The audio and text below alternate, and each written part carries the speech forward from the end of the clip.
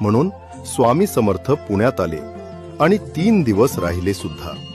पुण्यातले स्वामी भक्त हरिअण्णा शेटे आपल्या सहपरिवारासह अक्कलकोटला श्री स्वामींच्या दर्शनाला गेले. हरिअण्णा शेटे यांना बघताच स्वामींचा राग अनावर आला. आपल्या पायातल्या चपला फेकून मारत स्वामी म्हणाले, इथून पुढे इथं येत जाऊ नकोस. अरे, त्या म्हातारीला ह्या वयामध्ये इतका प्रवास करवतोस, लाज नाही वाटत? अण्णा म्हणाले, अहो स्वामी, आम्ही अक्कलकोटला निघणार ह्या गोष्टीची भनक लागताच ती बैलगाडीमध्ये जाऊन बसते. यावर स्वामी शांत होत म्हणाले, आता त्याची गरज नाही. आम्हीच येऊ तिकडे पुण्यात. कधी ते नक्की नाही, पण येऊ नक्की. हरिअण्णा दर्शन घेऊन परत पुण्याकडे निघाले.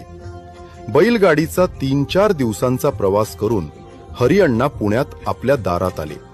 बघतात तर काय, समोर साक्षात श्री स्वामी समर्थ आधीच येऊन ध्यानस्थ बसलेले होते. सगळ्या परिसरात एकच आनंद झाला.